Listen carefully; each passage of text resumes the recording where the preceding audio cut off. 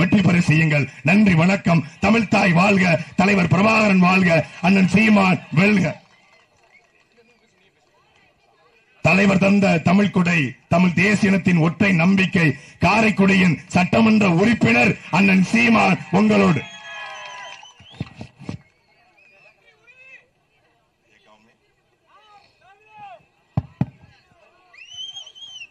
என்னுடைய உயிரோடும் உணர்வோடும் கலந்து வாழுகின்ற அன்பு சொந்தங்கள் அனைவருக்கும் வணக்கம். நாம் எத்தனையோ தேர்தல்களை எதிர்கொண்டிருக்கிறோம். ஆனால் எந்த மாறுதலையும் கண்டதில்லை. இங்கே மாற்றம் என்பது மகத்தான ஒன்றுதான். ஆனால் அது நிகழ்வதற்கு கொஞ்சம் காலம் எடுத்துக் கொள்கிறது. அந்த காலம் வரை பொறுத்திருக்க முடியாத எனது மக்கள் இருக்கிற வாழ்க்கையை சகித்துக் கொண்டு வாழ பழகிக் கொள்கிறார்கள். அதனால் மாற்றம் என்பது நிகழாமலே போகிறது. என் சொந்தங்களுக்கு தெரியும், வாக்குக்கு காசு கொடுப்பது அந்த இடத்தில்தான் ஊழல் லஞ்சத்திற்கான விதை உண்டப்படுகிறது என்று. ஒரு ஓட்டுக்கு 3000 கொடுக்கிறவன் வென்று வந்தால் 3000 கோடி ஈட்டிக் கொள்ளலாம் என்கிற நம்பிக்கையில் முதலீடு செய்கிறான். அந்த இடத்தில் என் அருமை பெற்றோர்களே, உயிரினுமிலே என் உடன் பிறந்தார்களே, அங்குதான் மக்களுக்கான சேவை செத்து போய் அந்த முதலீட்டுக்கான அந்த வேட்பாளருக்கான லாப தேவை பிறந்து விடுகிறது. நாம் கட்டமைத்திருக்கிற மாண்புமிக்க ஜனநாயகம் செத்து போய் கேடுகட்ட பணநாயகம் பிறந்து விடுகிறது. ஒரு முதலீட்டாளர் தன்னுடைய லாபத்தை அந்த ஃப்ரிட்ஜ மாத்தேமா, அடுத்த மாசம் மாத்திரலாம். நீ பாட்டுக்கு எல்லாத்துக்கும் அடுத்த மாசம் அடிச்சு விட்டுட்டு இருக்க. எப்படி? நம்முடைய திமுக தேர்தல் வாக்குறுதியில் இல்லத்தரசிகளுக்கு கூப்பன் மூலம் பொருட்களை புதிதாக வாங்கும் அல்லது ஏற்கனவே பயன்படுத்தி வரும் பொருட்களுக்கு மாற்றாகவோ வாங்கலாம். உயிரை காக்கும் மருத்துவத்துறையில் சிறந்து விளங்குகிற என் அன்பு சொந்தங்கள், படித்துக் கொண்டிருக்கிற பிள்ளைகள், நீங்கள் எல்லாம் இந்த அரசியலை ஏற்கிறீர்களா, ஆதரிக்கிறீர்களா, அல்லது என்னைப் போலவே எங்களைப் போலவே அருவருக்கிறீர்களா? பணம் இருந்தால்தான் அரசியல் செய்ய முடியும் என்கிற நிலையை நீங்கள் ஆதரிக்கிறீர்களா? இலவசங்களை கொடுத்து நம் சொந்தங்களை ஏமாற்றுவதை, நம்மை ஏமாற்றுவதை நீங்கள் ஏற்கிறீர்களா அல்லது எதிர்க்கிறீர்களா? இலவசத்தில் இழக்கிற பணத்தை இவர்கள் எங்கிருந்து எடுக்கிறார்கள் என்கிற கேள்வி உங்களுக்குள் எழுகிறதா, எழவில்லையா?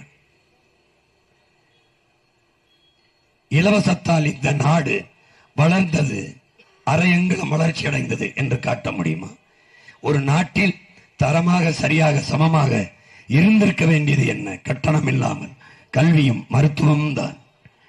உலக உயிர்களின் உயிர் தேவையாக இருக்கிற குடிநீர் தான். இது மூன்றும் ஒரு விற்பனை பண்டமாக மிக உயர்ந்த லாபம் ஈட்டும் சந்தை பொருளாக மாறிவிட்ட நாடு. அது நாடு என்று சொல்வதா அல்லது சுடுகாடு என்று சொல்வதா? என்னை பெற்றவர்கள் என்னை படிக்க வைக்க கடன் பெறுகிறார்கள். கடனை பெற்று படிக்க வைக்கிறார்கள். அந்த கடனை கட்ட முடியாமல் தவிக்கிறார்கள். தேர்தல் வரும்போது தலைவர்கள் சொல்கிறார்கள், கல்வி கடனை தள்ளுபடி செய்கிறோம் என்று. அறிவு சமூகமே, கல்வியை கொடுக்க வேண்டியது அரசின் கடன். அதை நான் கடன் வாங்கி படிக்கிற நிலைமையில் வைப்பது எவ்வளவு பெரிய கொடுமை என்பதை யோசிக்க வேண்டாமா? கல்வி கடனை தள்ளுபடி செய்கிறீர்கள். எத்தனை ஆயிரம் கோடி? அந்த காசை வச்சு கல்வியின் தரத்தை உயர்த்தியிருந்தால் நான் ஏன் கடன் வாங்கி படிக்கப் போகிறேன்? இது எந்த மாதிரியான ஆட்சி முறை? ஒவ்வொரு முறையும் வருவது கல்வி கடன். ஒரு முறை 1000 ரூபாய் மகளிருக்கு கொடுக்கிறார்கள். சரி, அடுத்த தேர்தல் வரும்போது அது 2000 தருகிறேன் என்கிறார்கள். மாணவருக்கு 1000 என்கிறார்கள். அடுத்த தேர்தல் வரும்போது ஆட்சிக்கு வந்தால் 1500 தருகிறேன் என்பார்கள். இது எந்த மாதிரி வளர்ச்சி? எப்படிப்பட்ட வளர்ச்சி? கற்ற சமூகம் இதை ஏற்கிறதா? படித்த பண்புள்ள சமூகம் இதை வேடிக்கை பார்த்து கொண்டு இருக்க போகிறதா? இப்படியே போனால் இந்த நாடு எங்கே போய் நிற்கும்? எங்கே போய் நிற்கும்? இப்போது இவர்கள் அறிவித்திருக்கிற இந்த இலவச அறிவிப்புகள், இந்த 2000, 3000, 8000, 5000 டோக்கன், இதெல்லாம் குறைஞ்சது 10 லட்சம் கோடி கடனை பெற்றால்தான் இதை கொடுக்க முடியும். ஏற்கனவே 10 லட்சம் கோடி கடன்.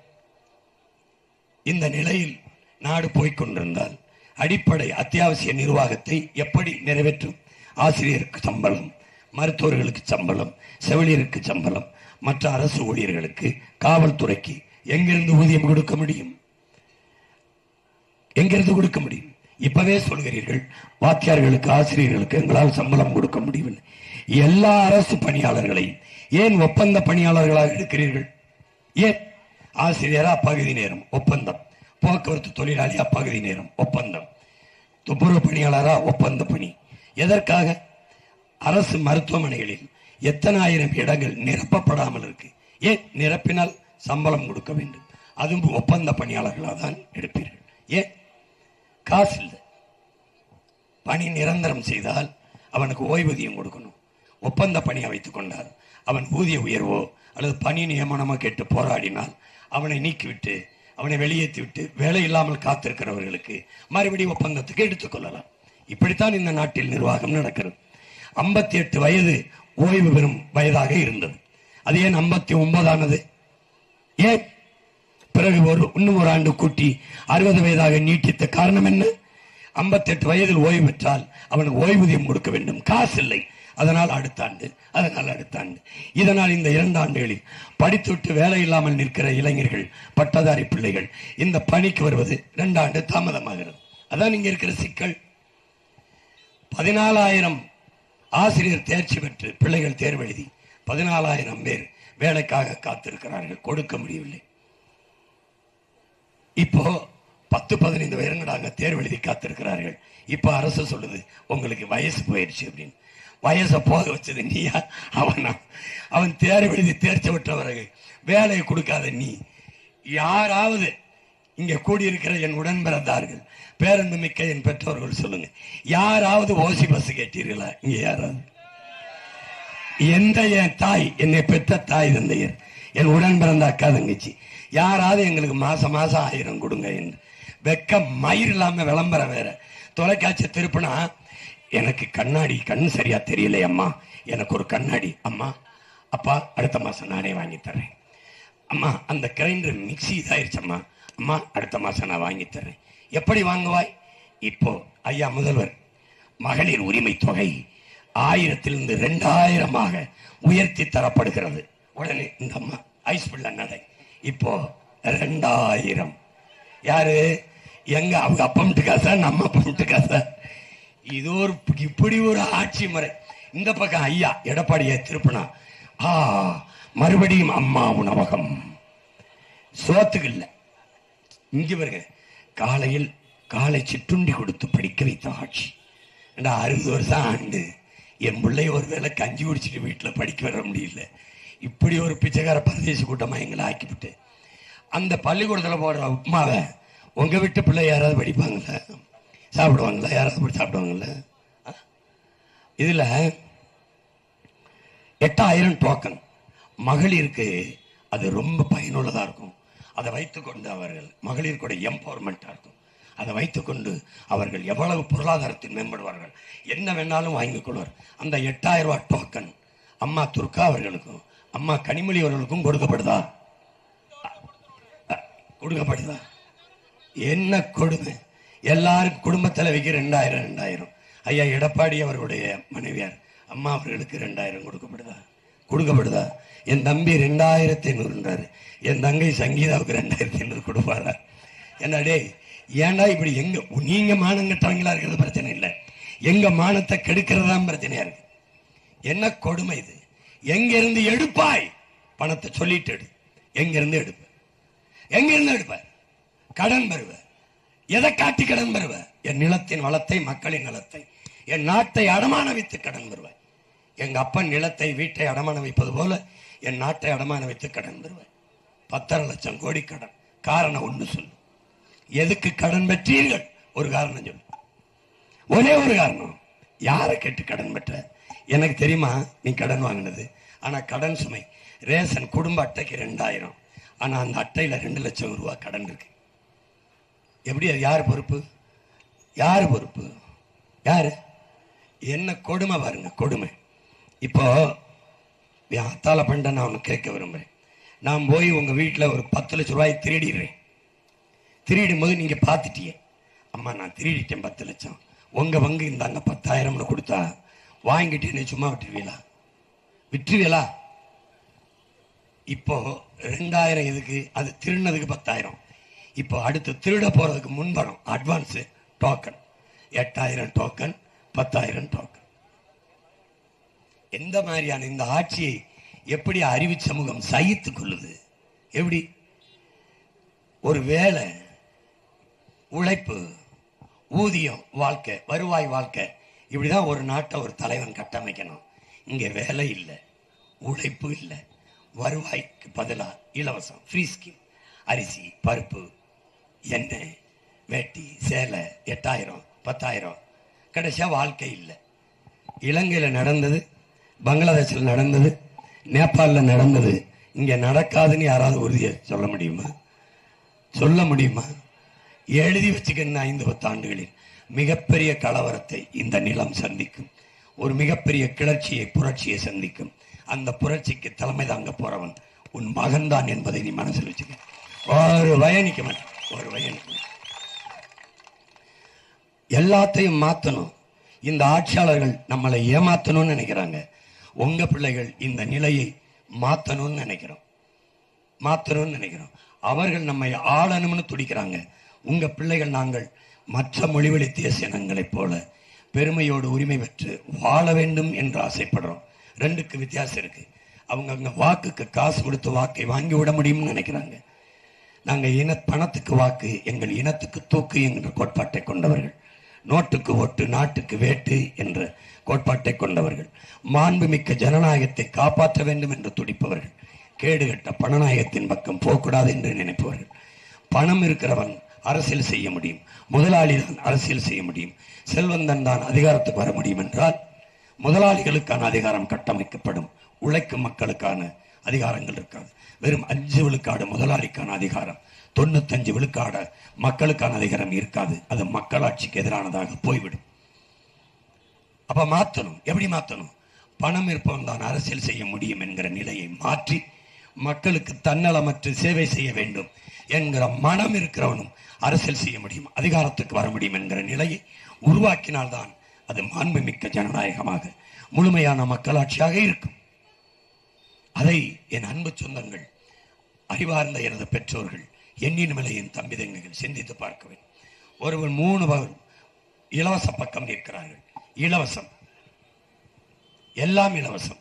தாலி இலவசம், மூக்குத்தி இலவசம், தோடு இலவசம், தொங்கட்டான் இலவசம், அரிசி இலவசம், பருப்பு இலவசம், படித்த இளைஞர்களுக்கு 4000, படிக்க கல்வி கடன் 20 லட்சம், இப்படி இலவச அறிவிப்புகள். அதை மாற்றணும்னு நினைக்கிறோம். இலவசம்ங்கிறது ஒரு ஏமாற்று திட்டம், ஒரு வீழ்ச்சி திட்டம், ஒரு கவர்ச்சி திட்டம், வளர்ச்சி திட்டம் அல்ல. வளர்ச்சி திட்டம் அல்ல. வளர்ச்சி என்பது என்ன? 6800 கோடியை ஐயா 1,31,00,000 வங்கி ஐயா போட்டிருக்காங்க. அந்த 6800 கோடியை வைத்து தொழில் முதலீடு செய்து வேலை வாய்ப்பை உருவாக்கி அதில் நிலையான ஒரு வருவாய் பெறுவதற்கு, வேலை வாய்ப்பை கொடுத்து நிலையான வருவாயை ஈட்டிக் கொள்வதற்கு வாய்ப்பு ஏற்படுத்தி கொடுத்து வந்தான் தலைவன். அதுக்கு பேர் தான் ஆட்சி. அந்த நாடுதான் வாழும் வளரும். வெறும் இலவசங்களை கொடுத்து ஏமாத்துகிற நாடு பொருளாதார வீழ்ச்சி அடைந்து சிதைந்து சீரழியும். பல நாடுகள் சார்ந்திருக்குது, கண்ணு முன்னாடி நடந்திருக்குது. வெனிசுலா வீழ்ந்திருக்குது, இலங்கை, பங்களாதேஷ், நேபாள் சிதைஞ்சிருக்குது. அந்த நிலை வராமல் எச்சரித்துக் கொள்ள வேண்டும் என்றால் உங்கள் பிள்ளைகளின் கருத்தை கவனத்தில் எடுக்க வேண்டும். இதை புரிஞ்சுக்கணும். இதெல்லாம் மாற்ற முடியுமா? சரி செய்ய முடியுமா? சரித்திரத்தை எங்களுக்கு படிப்பித்த எங்க ஆசிரியர் பெருமக்கள் நினைத்தால் சரித்திரத்தை மாற்றி படைக்க முடியாதா? வரலாற்றை படித்த என் பிள்ளைகள் வரலாற்றை படைக்க முடியாதா? வரலாற்றை படிக்காதவன் வரலாற்றை படைக்க முடியாது என்கிறார் அண்ணல் அம்பேத்கர். நீங்கள் வரலாற்றை படித்த பிள்ளைகள் தானே, உண்ணின வரலாறு அல்ல, உலக வரலாற்றை படித்தவர்கள் தானே. நம்மால் மாற்றி படைக்க முடியாதா? படிக்க முடியாதா? கற்றறிந்த மருத்துவ பெருமக்கள், மாண்புமிக்கவர்கள் எத்தனை பேர்? இந்த மண்ணை மக்களை பேரன்பு கொண்டு காதலிக்கிற ஆன்றோர்கள், சான்றோர்கள் எத்தனை பேர்? கல்வியில் பள்ளி கல்லூரியில் படித்துக் கொண்டிருக்கிற அறிவார்ந்த என் தம்பி தங்கைகள் எத்தனை லட்சம் பேர்? உள்ளங்கையில் ஊடகத்தை வைத்துக் கொண்டு உலகத்தை பார்த்து கொண்டிருக்கிற நீங்கள் ஒவ்வொரு நாட்டு நிர்வாகத்தையும் கவனிக்க தவறுகிறீர்களா? மலேசியா, சிங்கப்பூர் இப்படித்தான் இருக்கிறதா? ஒரு வளத்தை வைத்துக் கொண்டு சிங்கப்பூர் செல்வத்தில் சிறப்பாக, ஊழல் லஞ்சமற்ற நாடாக, ஏழ்மை வறுமையற்ற நாடாக, எல்லோருக்கும் வேலை வாய்ப்பை கொடுக்கிற நாடாக எப்படி உயர முடிகிறது? கல்வியில் உலகத்தரத்தில் 3வது இடத்தை எப்படி தொட முடிகிறது? ஒரு சின்ன நாடு பின்லாந்து, அவன் எப்படி உலகத்தரத்திலே முதலிடத்திலே நிற்க முடிகிறது? கியூபா வெறும் கரும்பை வைத்துக் கொண்டு தற்சார்பு பொருளாதாரத்தை எப்படி அடைய முடிகிறது? கல்வி அரசிடத்திலே, மருத்துவம் அரசிடத்திலே, போக்குவரத்து அரசிடத்திலே, மின் உற்பத்தி விநியோகம் அரசிடத்திலே, குடிநீர் விநியோகம் அரசிடத்திலே. நம் நாட்டில் இது எல்லாம் தனியார் இடத்திலே. ஏன் ஏன் அவனால் முடிகிறது? வெறும் கரும்பை வைத்துக் கொண்டு நாட்டில் தற்சார்பு பொருளாதாரத்தில் நிற்க முடிகிற நம்மால் இவ்வளவு வளம். கடல் இல்லையா, மலை இல்லையா, காடு இல்லையா, நிலம் இல்லையா, ஆடு இல்லையா, மாடு இல்லையா, கோழி இல்லையா, கரும்பு இல்லையா, வாழை இல்லையா, தென்னை இல்லையா, பனை இல்லையா, மா இல்லையா, பலா இல்லையா, கத்தரிக்காய், தக்காளி, மிளகாய், வெண்டைக்காய், கீரை எதுவுமே இல்லையா? எதுவுமே இல்லையா? அறிவில்லையா? உழைக்க உடலிலே ஆற்றல் இல்லையா? பிறகு ஏன் என் வீடு முழுக்க வறுமையும் வயிறு நிறைக்க பசியும் இருக்கு? ஏன் இருக்கு? ஏன் ஏழ்மை வறுமையில் இருக்கு? ஏன் இலவசத்துக்கு கையேந்த வேண்டிய நிலைமை இருக்கு? எதனால்? எதனால்? இந்திய நிலத்தில் 28 விழுக்காடு மக்கள் இரவு உணவு இல்லாமல் ஏன் படுக்க செல்கிறார்கள்? பல கோடிக்கணக்கான பச்சிளம் குழந்தைகள் பசியோடு ஏன் உறங்க செல்கிறார்கள்? யாரிடத்தில் பதில் உண்டு? நாளா இந்த சில்ட்ரன்ஸ் வெல்ஃபேர் ஃபண்ட் என்று குழந்தைகள் நலம் என்று நிதி ஒதுக்குகிறார்களே, அந்த நிதி எங்கே எங்கே போகிறது? யாருக்கு போகிறது? அப்ப ஏன் தொண்டு நிறுவனங்கள் இவள் பேர் குஷி பூஞ்சொருவை பட்டு ஊட்டச்சத்து இல்லாமல் இப்படி கிடக்கிறாள், இவள் உங்கள் பிள்ளைகளைப் போல ஊட்டமாக உணவு சாப்பிட உங்கள் சம்பளத்தின் மாதம் 500 ரூபாய் எங்களுக்கு கொடுங்கள் என்று தொண்டு நிறுவனங்கள் ஏன் கையேந்துகிறது? இதை நான் பார்க்கிறேன், பதறுகிறேன். ஆட்சியாளர்கள் யாரும் பார்க்கவில்லையா? தேசத்தின் எதிர்காலம் இந்த பிஞ்சுகள் இல்லையா? சோத்துக்கு வழி இல்லாமல் பச்சை குழந்தைகளை வதங்க போட்டுவிட்டு வாட போட்டுவிட்டு வளர்ச்சி பற்றி பேச வெக்கமா இல்லையா? எங்கே கொண்டு போய் நிறுத்தப் போகிறார்கள் இந்த நாட்டை? எங்கே கொண்டு போய்? சோலைவனமாக இருக்கிற நாட்டை விட்டு பாலைவனத்துக்கு நாட்டு பிள்ளைகள் வேலை தேடி போவது எவ்வளவு பெரிய அவமானம், எவ்வளவு பெரிய கேவலம், எவ்வளவு பெரிய கேவலம். மாற்றணும், மாற்றணும். எங்கிருந்து? எண்ணிலிருந்து. எங்கிருந்து? உன்னிலிருந்து. எங்கிருந்து? நம்மிலிருந்து மாற்றணும். எந்த மண்ணிலிருந்து? இந்த காரைக்குடி மண்ணிலிருந்து மாற்ற வேண்டும். இங்கிருந்து ஒவ்வொருத்தன் இதயத்திலிருந்து எழ வேண்டும். அன்பு சொந்தங்களே, மண்ணில் புரட்சி வருவதற்கு முன்பு மக்களின் மனத்தில் புரட்சி வர வேண்டும் என்கிறார்கள். அந்த சிந்தனை தான் மாற்றத்திற்கான மகத்தான சிந்தனை. எப்படி சிந்தனை? எந்த இடத்தில்? எந்த இடத்தில்? எனக்கு சேவை செய்ய வருகிறவன் ஏன் எனக்கு காசு தர வேண்டும் என்ற கேள்வி எழுமானால் அதுதான் விழிப்புணர்வு, அதுதான் மாற்றத்திற்கான சிந்தனை. இலவசம் கொடுக்கிறார்கள், இழக்கிற பணத்தை எங்கிருந்து எடுக்கிறார்கள் என்ற கேள்வி எழுமானால் அதுதான் புரட்சிகர மாறுதலுக்கான சிந்தனை, அதுதான் விழிப்புணர்வு. கற்ற கல்வி எதற்கு பயன்படுகிறது? உங்களிடத்தில் கேட்கிறேன். அண்மையிலே கேரளாவில் தேர்தல் முடிந்தது. கேரளாவில் யாராவது வாக்குக்கு காசு கொடுத்து பார்த்தீர்களா? யாராவது இலவச அறிவிப்பு? இங்கே இருக்கிற கம்யூனிஸ்ட், இங்கே இருக்கிற காங்கிரஸ், இங்கே இருக்கிற பாரதிய ஜனதா இங்கே இலவசம் அறிவிக்கிறது, அங்கே அறிவித்து பார்த்தீர்களா?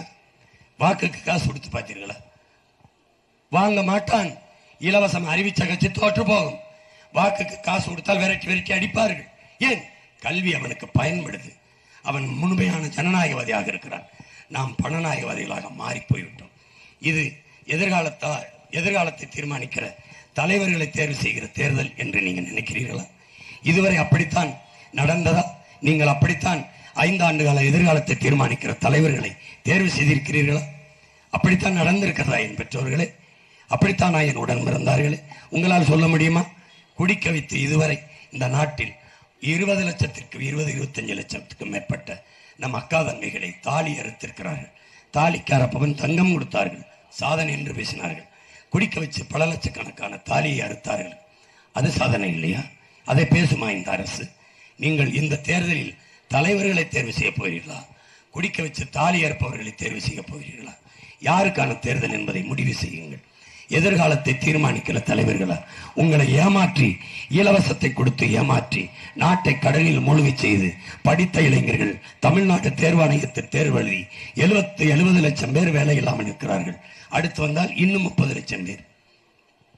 3500 வேலைதான், 3500 வேலைதான். 50 லட்சம் பேர் வேலைக்கு எழுதுகிறான். 3500 வாய்ப்பு தான் இருக்கு. அப்ப எவ்வளவு பேர் வேலை இல்லாம இருக்காங்க? அதை நோக்கி நகரல. அந்தந்த தேவைக்கு எதையாவது கொடுத்து மக்களை ஏமாற்றி வாக்கை பெற்று பதவியை தக்க வைக்க நினைக்கிறேன். ஸ்டூடண்ட்ஸ் ஓட்டு. அல்ல அல்ல அல்ல அல்ல ஹலோ ஸ்டூடண்ட்ஸ். இந்த தடவை எங்க தலைவருக்கே ஓட்டு போட்டுருங்க. கண்டிப்பா. அதுக்கு நாங்க கேக்குற கேள்விகளுக்கு கரெக்டா பதில் சொல்லுங்க. ஓஎஸ் கேளுங்கம்மா. பெண்கள் எங்க தலைவருக்கு கண்கள் மாதிரி தூக்கத்துல கூட லைக் போடுவாரு. Okay, first question. யார் அந்த sir? Okay, next question. Okay, பெண்கள் பாதுகாப்புல இருக்கட்டும், கிட்னி பாதுகாப்பு என்ன செய்ய போறீங்க? ஓடுங்க ஓடுங்க. சார் சார் ரொம்ப நல்லவர் மாங்குடி, ரொம்ப எளிமையானவர். எளிமையானவர், கால் செருப்பு கூட இல்லாம தான் நடப்பாரு. எளிமையானவர். அவரு உங்க பிரச்சனைய அவர்கிட்ட நேரடியா வந்து சொல்லலாம். நேரடியா வந்து சொல்லலாம். 5 வருஷம் ஆண்டு அந்த பிரச்சனை எதுக்கு இருக்கு அவர்கிட்ட போய் சொல்லலாம். ஐயா, எங்களுக்கு பிரச்சனையே நீங்க தான். 5 வருஷமா ஆட்சி செய்து அதிகாரத்தில் இருந்துட்டு பிரச்சனையை வந்து சொல்லலாமா? ஏன் பிரச்சனை இருக்குது? 5 வருஷத்துல தீர்க்காம என்ன பண்ணிட்டு இருந்த? என்ன பிரச்சனை? என்ன பிரச்சனை? அதிமுக திமுக இந்த கட்சிகள் தேர்தல் நேரத்தில் நம்ம மேல ஒரு பாசம் வரும் பாரு. மகளிருக்கு 8000 டோக்கன், நீங்க என்ன வேணாலும் வாங்கிக்கலாம், என்ன வேணாலும். இப்ப 8000 டோக்கன் வாங்கிட்டு போய் அந்த வாசன் கண் மருத்துவமனை உன் பேர் கேள்வி வாங்கிட்டான். ஐயா, முதலமைச்சர் சொல்லிட்டாரு கடையில கொடுத்துட்டு என்ன வேணாலும் வாங்கிக்கலாம். இந்த கடையை வாங்கிட்டு வா போ. இந்த பாலாஜி மெடிக்கல்ஸ் வாங்கிட்டு வா போ. நம்ம மொத்த டோக்கனே ஐயாட்ட கொடுப்போம். அறிவாலயத்தன்மை பேருக்கு எழுதி வைக்கிட்டோம். எழுதிடுமா? என்ன தியாதி பேசுறது? 8000 டோக்கன் எங்க இருந்து கொடுப்பீ? 8000 எப்போ எப்போ வாங்குறது? எப்படி பாருங்க, அக்காட்ட காசு கொடுத்து போயிடுறாங்க. நீங்க போட்டுங்க, நான் அக்காட்ட காசை கொடுத்துட்டு போயிடுறேன். எப்படி பெண்களை, நம்ம பெண்களை எந்த அளவுக்கு இந்த திமுக அதிமுக இந்த காங்கிரஸ் பிஜேபி மதிக்கிடுதுன்னு பாருங்க. பெண்களையே குறிவைக்கும். உங்களுக்கு மிக்சி, உங்களுக்கு கிரைண்டர், உங்களுக்கு ஃப்ரிட்ஜ், 1 கிலோ பருப்பு, 1 லிட்டர் எண்ணெய், உங்களுக்கு வேட்டி சேலை, உங்களுக்கு மாசம் 2000 2500, பெண்களுக்கு தாலி. இப்போ இதை குறிவிச்ச இந்த வாக்கை நம் பெண்களை மதிப்பது, நம் குலதெய்வங்களை போற்றுவதற்கு பதிலாக இழிவுபடுத்தி அசிங்கப்படுத்தி தன்மானத்துக்காக உயிரை விட்ட ஒரு இனக்கூட்டத்தை மானங்கட்ட கூட்டமாக்கிட்டு, இதுல ஐயா வேற தமிழ்நாட்டை தலைகுனிய விட மாட்டேன், தலை நிமிர விட மாட்டேன்னு சொல்லுங்க. ஏற்கனவே அவன் குடிச்சு குடிச்சு தொங்கிதான் போயிருக்கு. தலை இப்படிதான் கிடக்குறான். வேட்டி எங்க விழுந்துச்சுன்னு தெரியாம கிடக்குறான். இதுல அவர் ஒரு தடவை மொழி காக்க, இனம் காக்க, மண் காக்க, மானம் காக்க, இதெல்லாம் யார் சொன்னது? கட்சி ஆரம்பிக்கும் போது நான் சொன்னது. அதற்காக நம் மொழி காக்க, இனம் காக்க, மண் காக்க, மானம் காக்க போராடி இன்னுயிர் நீத்த அதை இவங்க எடுத்துக்கிட்டு மொழி காக்க, இனம் காக்க, மண் காக்க, மானம் காக்க. சரிதான், அதை உங்ககிட்ட இருந்து காப்பாற்றத்தான் நாங்க இப்படி போராடிட்டு இருக்கோம். யாருக்கிட்ட இருந்து? மொழி எங்கடா இருக்கு? என் மொழி எங்க இருக்கு சொல்லு? எங்க இருக்கு? எங்கேயாவது இருக்கா? எங்க இருக்கு? மல்டி ஸ்பெஷாலிட்டி, மல்டி அடிக்கிறான் பல்டி. தமிழ்ல எழுத்து தமிழ், உச்சரிப்பு ஆங்கிலம், தங்கிலீஷ், தமிங்கிலம். நான் தமிழன் இல்லை, நீனும் தமிழ் இல்லை, தமிங்கிலம். தமிழோடு சமஸ்கிருதம் கலந்து கன்னட, தமிழோடு சமஸ்கிருதம் கலந்து தெலுங்கர், தமிழோடு சமஸ்கிருதம் கலந்து மலையாளி, தமிழோடு சமஸ்கிருதம் கலந்து துளுவர், தமிழோடு ஆங்கிலம் கலந்து நாங்கள் தமிழ்கிழர்கள். தமிழ்கிழர்கள் தமிழர்கள் கிடையாது. நான் ஆட்சிக்கு வந்தால் தமிழ்நாடு பேரை மாற்றி தமிழ்கிழ நாடு என்று அறிவித்து விடுவேன். ஏனென்றால் இவர்கள் தமிழ்கிழர்கள் ஆகிவிட்டார்கள். கொடுமடா கொடுமடா சாமி, கொடுமை. இதுல எங்க ஐயா திடீர்னு எங்கிட்ட மோதாதே அது பாட்டு கேட்டியா? நான் ராசாதி ராசானாடா, இதை மாத்தி பாடவா? இது எது? தந்தை பெரியாறு தமிழ்நாடுடா, இது அண்ணாவின் கோட்டைடா. இது ராஜராஜ சோழன் சேர சோழ பாண்டியன் கோட்டை கிடையாது. இது பூலித்தேவை மருதுவண்டி கோட்டை கிடையாது. இந்த மானங்கட்ட வயலுக்கு கூட்டம் தான் அது. அந்த கோட்டை என்ன கோட்டை? என்ன கோட்டை இது? என்ன கோட்டை? யாருடைய நாடு இது? ஈவேராவுக்கும் தமிழ்நாட்டுக்கு என்ன சம்பந்தம்? வரமுறைலாம் பட்டா போட்டு எடுத்துக்கிட்டு அந்த பெரியார் மண், ஈவேராமன் வெறிய தத்தி விட்டுற போறேன். பெரியாரே எனக்கு மண்ணு தான். இங்க அவ புதைச்சிருக்கிறத என் தாய் மண்ணில் தான். சும்மா பெரியாரின் தமிழ்நாடு எப்படி பெரியாரு? தமிழ் சனியன் விட்டோலி தமிழ் காட்டுமிராண்டி மொழி அப்படின்னா பேசுறவன் நான் காட்டுமிராண்டி. அப்புறம் அவர் நாடு, இது என் நாடு, மூவேந்தர் முரசரை நாடு, தாய் முளைப்பால் மானம் வீரம் உண்ட நாடு இது, முத்துக்கடல் முரசரையும் நாடு. நீ முன்னேறுவாய் தமிழா.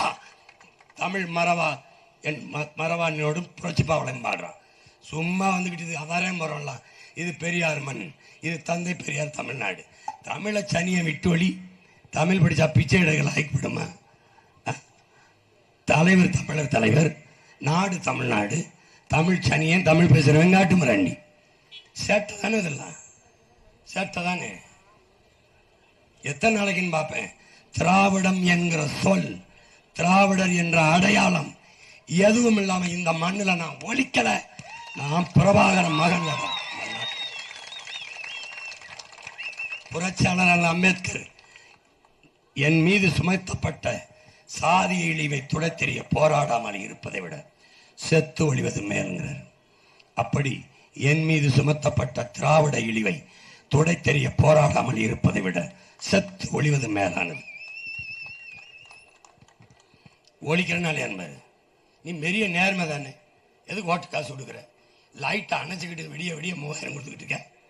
ஏண்டா இருட்டுக்கிட்டுகளை திருட்டு வழி பிடிச்சா வைக்க பயில அப்படியே முக்காடை போட்டுக்கிட்டு ஒரு நேர்மையாளன் நில்றா, எங்களை மாதிரி நில்றா. காசு தர முடியாது ஓட்டுக்கு. இலவசம் கிடையாது. கட்டணம் இல்லாமல் 3 தான் தருவேன். எஜுகேஷன் ஸ்டாண்டர்ட் இம்ப்ரூவ் பண்ணி தருவேன். மெடிக்கல் ஸ்டாண்டர்ட் இம்ப்ரூவ் பண்ணுவேன். வாட்டர் ட்ரிங்கிங் வாட்டர் உனக்கு தடை இல்லாமல் தருவேன். 1 ரூபா காசு வாங்காம. 3 தவிர எதுவும் இலவசம் கிடையாது. கிடையாது. சொல்லு சொல்லு. நீ நேர்மையால என்னை மாதிரி ஒத்தையாவா சண்டைக்கு வா. 22 கட்சி, அதுக்கு மேல இல்ல. இந்த புலி வருது வாங்க எல்லாரும் என் மேல ஏறி படுத்துக்கிறங்க பாதுகாப்பாங்கிற மாதிரி கீழே படுத்துக்கிறாரு. எல்லாரும் ஏறி மேல படுத்துக்கிறாங்க. எந்த புலி வருது? இந்த புலி வருது, விடுதலை புலி வருது. அதனால புலி வருதுன்னு இவர் 15 ஐயா எடப்பாடி, இது 22. அதுக்கு மேல இல்ல கட்சி. அவர் புதுசா வந்தவர். ஆட்சியில் பங்கு, கூட்டணியில் வா, என்னை பிடிச்சி தொங்குனாரு. ஒருத்தன் வரல. கடைசியா என்ன பண்ணு தெரியல. ஒரே ஒருத்தன் உட்கார்ந்து கடிதத்தால் கட்சி வச்சிருந்தான். பல துணியை வாங்கி ஒட்டு போட்ட சட்டை மாதிரி தைச்சு போட்டுக்கிறாப்புல. ஒரே துணியில சட்டை போட்டு தச்சு போட்டுக்கிறேன். உன் மயம் மட்டும்தான். எவனையும் நம்பல, எவனையும் சாரல. என் மக்களை நம்பி, என் சொந்தங்களை நம்பி தானிச்சு துணிந்து தனித்து நிற்கிறோம். தனித்துவத்தோடு நிற்கிறோம். உயர்ந்த தத்துவத்தோடு நிற்கிறோம். புரட்சி என்பது ஒரு தலைகீழ் மாற்றம். அப்படிப்பட்ட மாற்றத்தை உருவாக்க நிற்கிறோம். பசி பஞ்சம் இல்லாத, ஊழல் லஞ்சம் இல்லாத, கொலை கொள்ளை இல்லாத, வறுமை ஏழ்மை இல்லாத ஒரு நாட்டை படைக்க உங்கள் பிள்ளைகள் நிற்கிறோம். இவங்களை மாதிரி உங்களை ஏமாத்தணும்னு நான் வரல, மாத்தணும்னு வரேன். ஏமாத்துறதுன்னா எல்லாரும் இலவச அறிவிப்புல அறிவிக்க முடியாதா? சொல்ற மாதிரி சிரிப்ப. ஒவ்வொரு வீட்டுக்கும் ஒரு ஹெலிகாப்டர் கொடுக்குறேன். மொட்டை மாடியிலே ஹெலிகாப்டர் நிறுத்த உனக்கு ஹெலிபேடு கட்டி தர்றேன். ஒவ்வொரு பெண்ணுக்கும் ஒவ்வொரு கிலோ தங்கம் தரேன். நான் சொல்லும் போது மட்டும் சிரிக்கிற, அவங்க சொல்லும் போது ஏன் சிரிக்க மாட்டுற? எப்படி இருக்குவாரு? கேவலப்படுத்துறான் நம்மளை, கேவலப்படுத்துறான். இந்த நாட்டில் நான் ஒருத்தன் தான் இலவசத்தை எதுக்கிறேன். அதுக்கப்புறம் உச்ச நீதிமன்றத்தின் நீதிபதி கேட்டிருக்காரு, ஏன் அப்படி ஃப்ரீ ஸ்கீம்னு போட்டு இப்படி நாட்டை நாசம் பண்றீங்க? எஜுகேஷனை இம்ப்ரூவ் பண்ணும். அதுக்கப்புறம் முன்னாள் துணை குடியரசுத் தலைவர் ஐயா, அவர் யாரு? வெங்காய நாடு பேசியிருக்காங்க. இதே ஐயா ஸ்டாலின் அவர்கள் எதிர்கட்சியா இருக்கும்போது மக்கள் இலவசத்தை விரும்பல. அவங்க வேலை தான் கேட்குறாங்க, வேலைக்கு ஏற்ப சம்பளம் தான் கேட்குறாங்கன்னு ஆட்சிக்கு வந்தோன்னு இலவசத்தை ஆட்சிக்கு வர்றதுக்கு அறிவிச்சிட்டோம். 2016 நாங்கள் வந்தால் டாஸ்மார்க்கை மூடுவோம். ஐயா கருணாநிதியும் பேசினாங்க, ஐயா ஸ்டாலின் பேசினாங்க, அம்மையார் கனிமொழியும் பேசினாங்க, தம்பி உதயநிதியும் பேசினாங்க.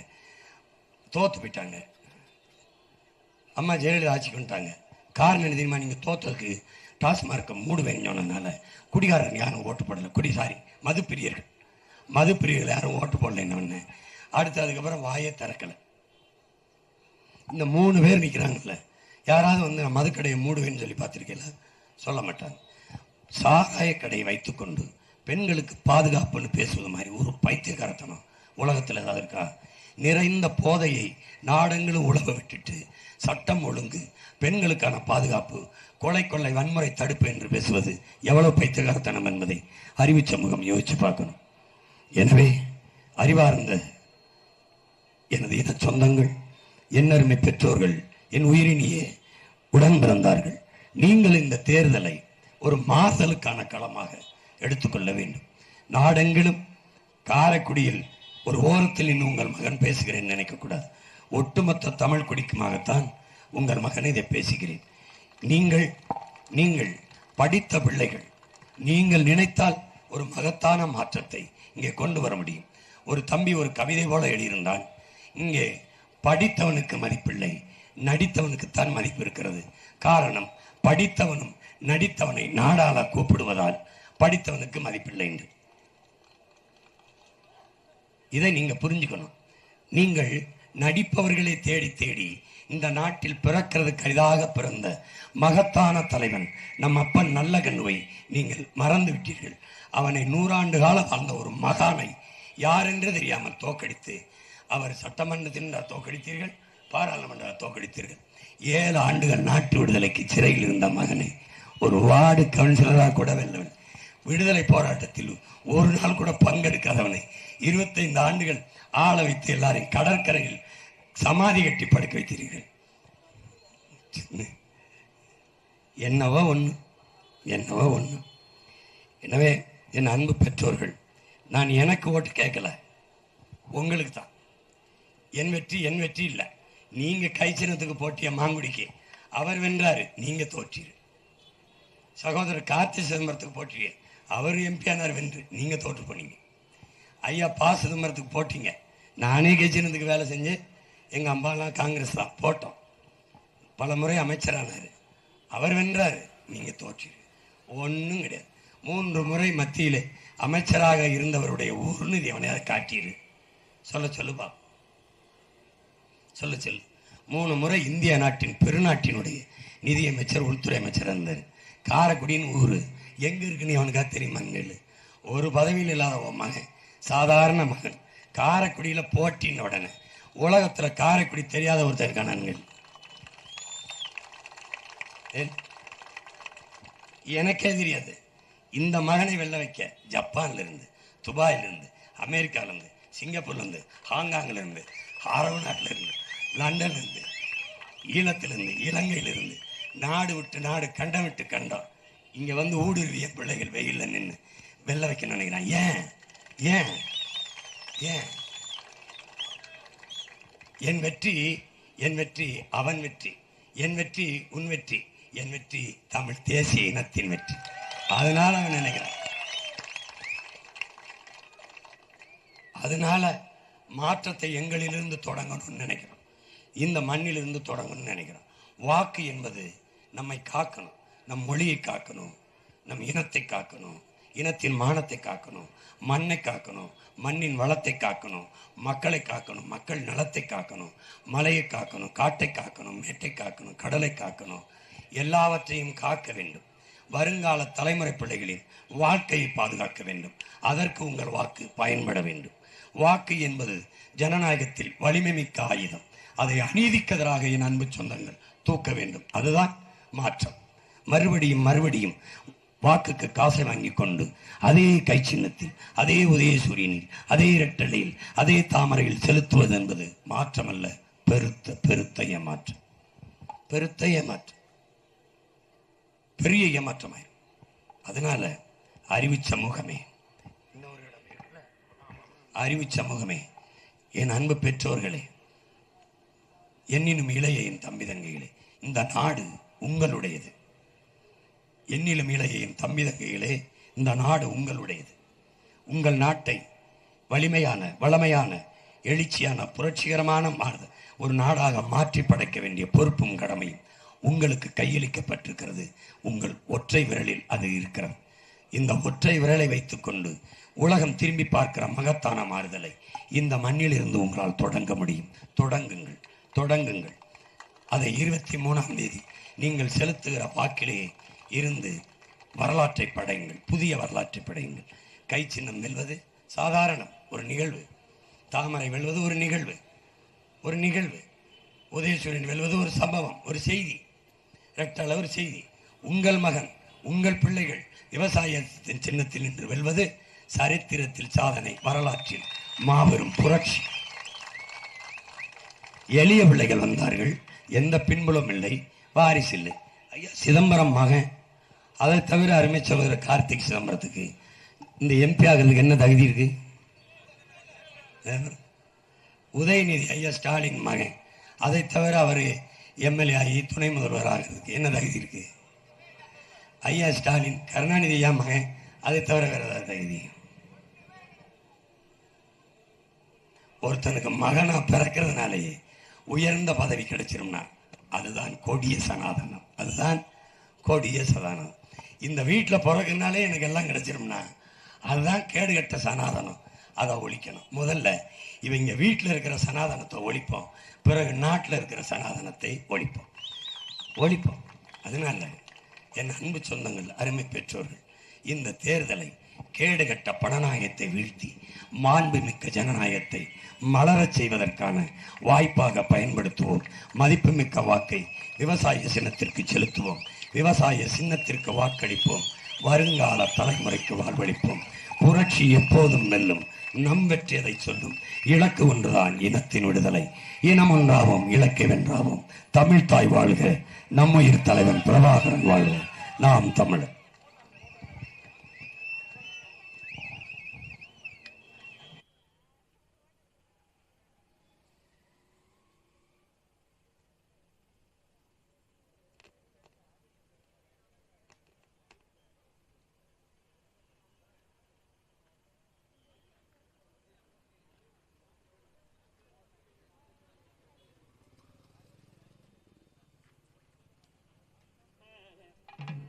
அக்கனோட பேர